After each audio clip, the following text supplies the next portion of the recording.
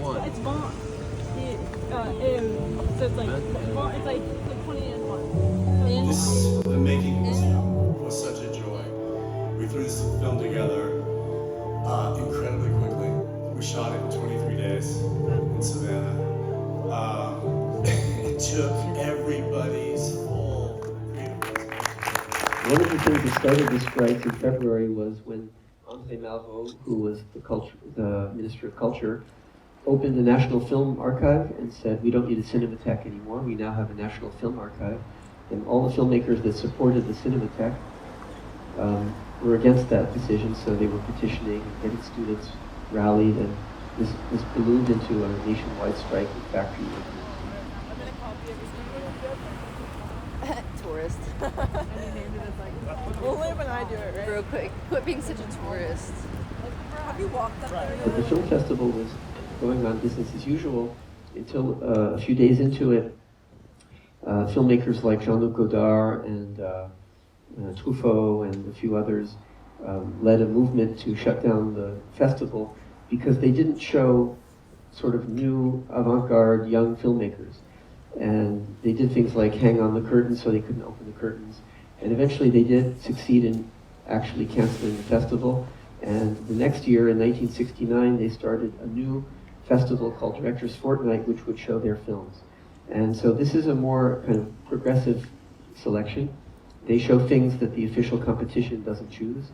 Sometimes they choose films that the official competition regrets that they didn't choose, and then they invite that film, and then the Directors Fortnight loses the film, because for producers it's more prestigious to show in the official competition.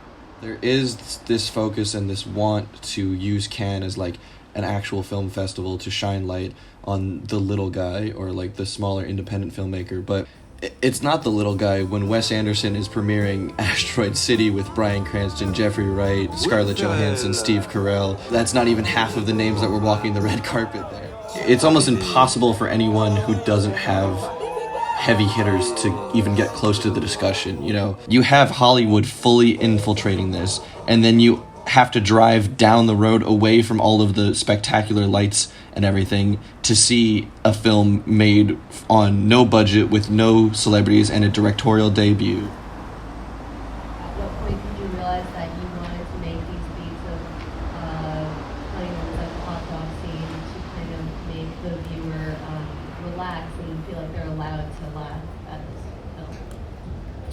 It all happens in the mind of the spectator, and you have to give them little cues and permission to invest here and question there, you know, and leave spaces for people to fill in themselves. The thing about May December's sort of perfect, jewel-like containment as a feature film in that form, that is perfect.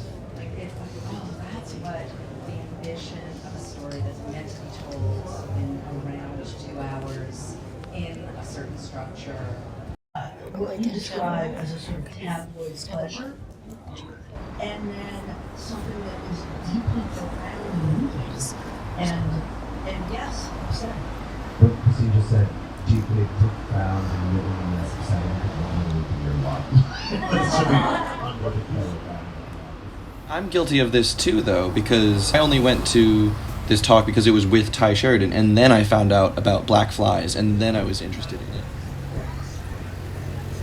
When it comes down to it, you know, you're not doing this unless you love it. This is an industry that's filled with passion, and to be at the heart of it. It brought so many people from so many different places to all immerse themselves in film in this place.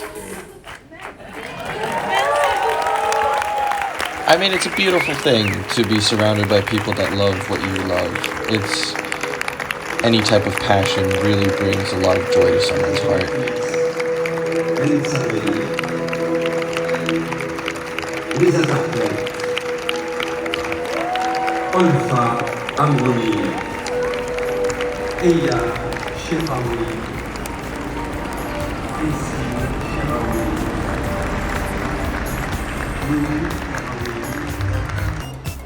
Well, I'll do like a bunch of match cuts.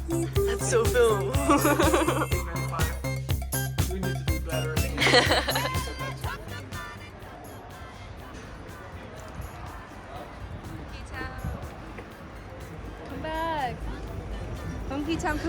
back. Bring back the fun. Bring back the fun. Bring it back. Well, make the Wes at some point would say, oh, okay, I think I'm gonna go up now. I've gotta, do a little bit, and then so he would go up to his room, and there were these balconies around the courtyard, and he would go up, and I noticed one time, and others noticed, he'd go and he'd be on the balcony, he'd kind of just be looking down, like taking it in, and smiling, and he'd stay there for 15 minutes, and then he'd head into his room. And I thought, I said, we're making a film, but there's another play that he's putting on, and that's the gathering of these artists that he appreciates. And in some way, he's directing that too, because he's, he's a committed director. I mean, he's decided what the menu is going to be. but that process is about the collaboration. It lives on that. And so, yeah, when I show up, this guy.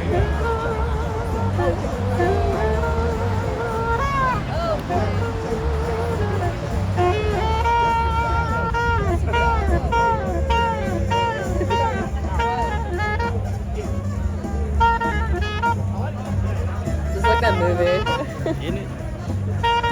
The one about the two bank robbers or the house robbers. Yeah. I know.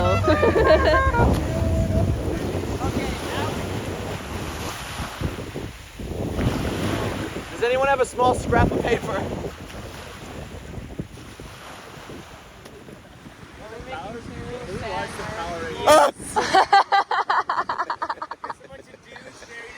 What's it like being buried alive?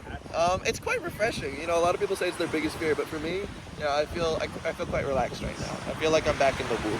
All right. And you think you'll still feel like that when we bury your head? Are you shooting?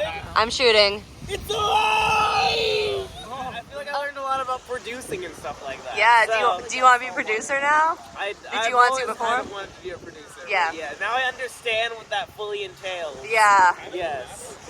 What was the most valuable part of learning that? The friends we made along the way.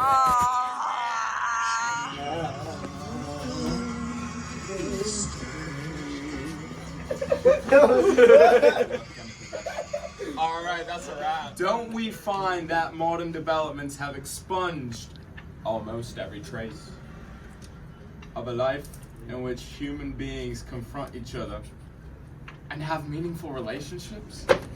Oh, God. Woo! That fucked so hard. What I'm gonna tell y'all, if you tell anybody, like another student or advisor that I mentioned it, I'm gonna fucking deny it. Because I ain't go there yet, but I agree. But I'm gonna tell you about something. Okay. And but if y'all mention I mentioned it, I'm denying it. So it's called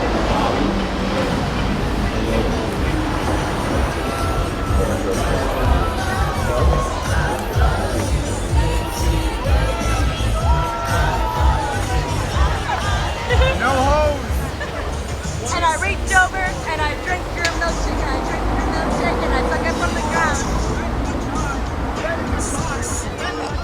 I'm a friend of my boy.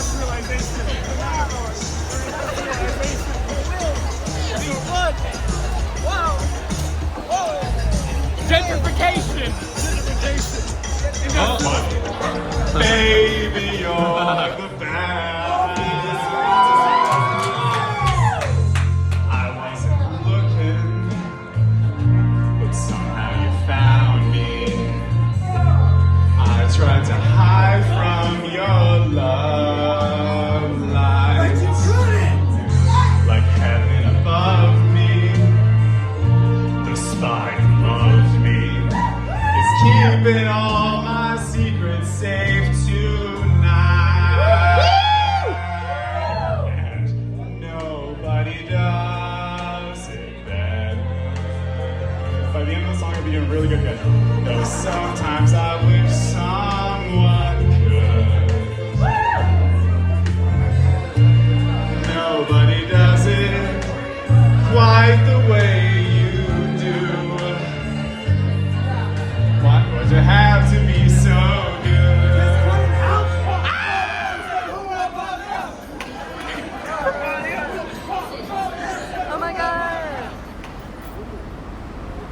I mean, it's a beautiful thing to be surrounded by people that love what you love.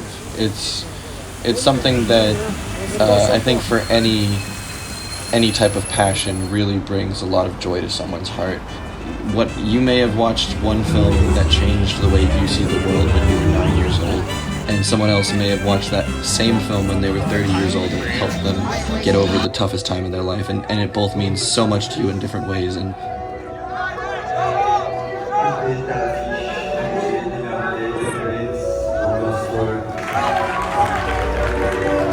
Madame, pas de vidéo, s'il vous plaît.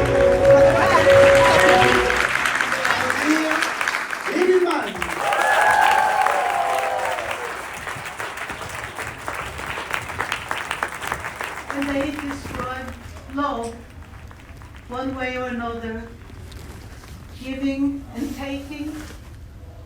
There is no heart that isn't big enough to receive and to give. And thank you for allowing us